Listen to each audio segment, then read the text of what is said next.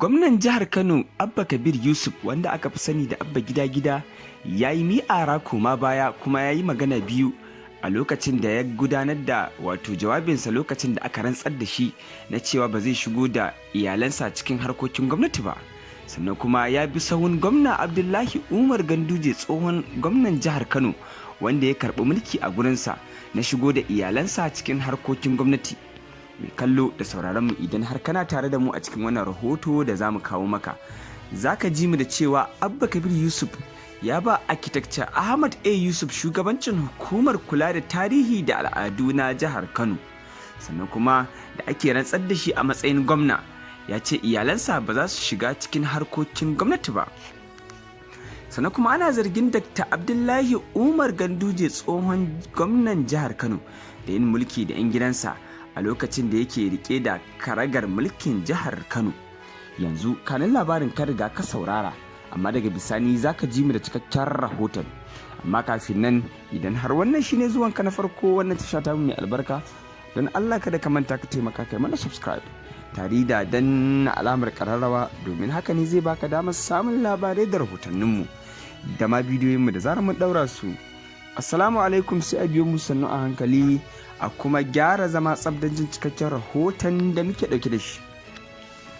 Ana zargin sabon gwamnan jihar Kano Abba Kabir Yusuf, wanda aka fi sani da Abba Gida Gida, da yin magana biyu a dalilin mukamin da ya ba wani da yake da a wajensa.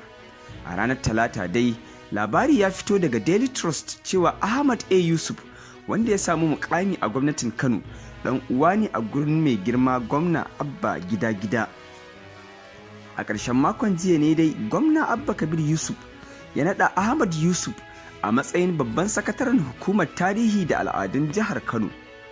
Abin da ya jawo ƙorafin shine sabon gwamnan hukumar, sabon shugaban hukumar, yana daga cikin 'ya'yan gwamnan da aka fi sani da Abba Gida Gida a kusan duk Najeriya. Bugu da ƙari, jaridar da ta ce wannan bawan Allah ya taso ne a hannun Abba Kabir Yusuf. Abin bai tsaya a nan ba, matashin yana amfana da sunan sabon gwamnan domin shi ya rike shi. Kwatsam kuma sai aka ji ya samu kujera a gwamnatin jihar Kano.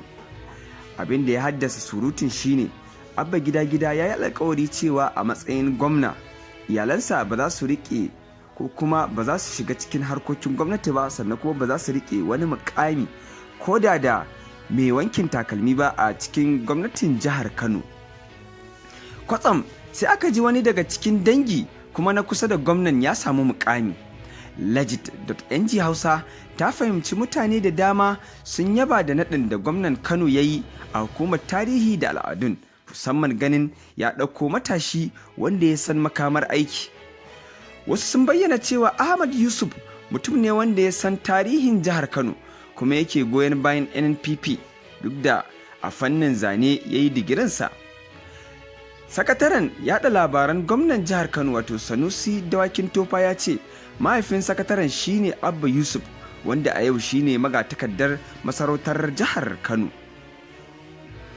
Bayan makonni uku a mulki, a jiya aka samu labari gwamnan Kano ya tura sunayen kwamishinoni 19 ga majalisar dokokin jihar Kano domin a tantance su.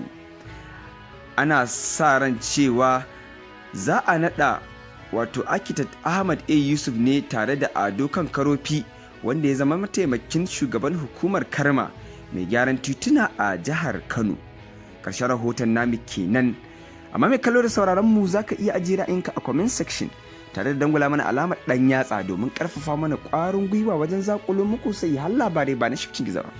Haka kuma muna ƙara sanar da kai cewa idan har wannan shine zuwanka na farko wannan tasha ta mu mai albarka, don Allah kada ka manta ka taimaka kai mana subscribe tare da danna alamar ƙararrawa, domin haka ne zai baka damar samun labarai da rahotanninmu da ma bidiyoyinmu da zarar mun ɗaura su. Sannan kuma muna godiya da yadda kuke turo mana da saƙonnin fatan alkhairi da ma yadda kuke jin daɗin shirye-shiryenmu. Hakan na ba mu ƙwarin gwiwa da azama wajen shiga lungu da saƙo na ƙasa Najeriya da ma ƙasashen ƙetare wajen kawo muku labarai sahihai ba na